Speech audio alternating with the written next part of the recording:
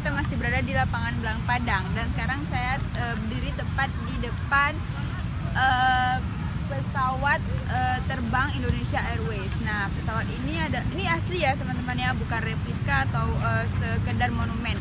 Nah, pesawat ini ceritanya adalah dulu Presiden Soekarno itu datang ke Aceh dan meminta kepada rakyat Aceh untuk memberikan sebuah pesawat bagi pemerintah Indonesia. Nah, dengan inisiatif dan kerendahan hati rakyat Aceh mengumpulkan harta mereka, emas, uang dan sebagainya untuk membelikan sebuah pesawat. Nah, ini adalah pesawat tersebut, dan ini yang menjadi cikal bakal Garuda Indonesia sekarang.